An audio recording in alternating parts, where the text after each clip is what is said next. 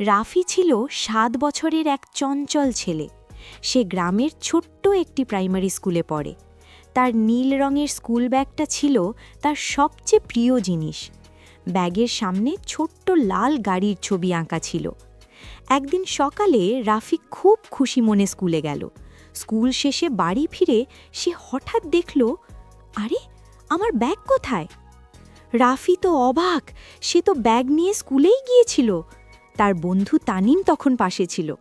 তানিম বলল, চিন্তা করো না রাফি, আমরা খুঁজে বের করব। রাফির মা হাসি মুখে বললেন, আগে একটু ভাবো তো, শেষ কোথায় দেখেছিলে? রাফি মাথা চুলকে বলল, আমি তো মাঠে টিফিন খেয়েছিলাম। দুজন বন্ধু দৌড়ে স্কুল মাঠে গেল। বিকেলের নরম রোদ, হালকা বাতাস বইছে। মাঠের এক কোণে বেঞ্চের পাশে কিছু পড়ে আছে। ওই দেখো, তানিম চিৎকার করে বলল। রাফি দৌড়ে গিয়ে দেখল তার নীল ব্যাগটা বেঞ্চের নিচে রাখা। রাফি খুশিতে লাফিয়ে উঠল, ইয়ে, পেয়ে গেছি! তানিম হাসল, দেখলে, শান্ত থাকলে সব সমস্যার সমাধান হয়।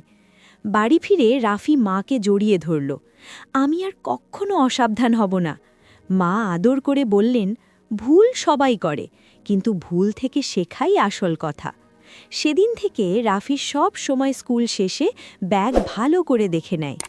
নৈতিক শিক্ষা, সমস্যা হলে ভয় না পেয়ে শান্তভাবে ভাবলে সমাধান পাওয়া যায়।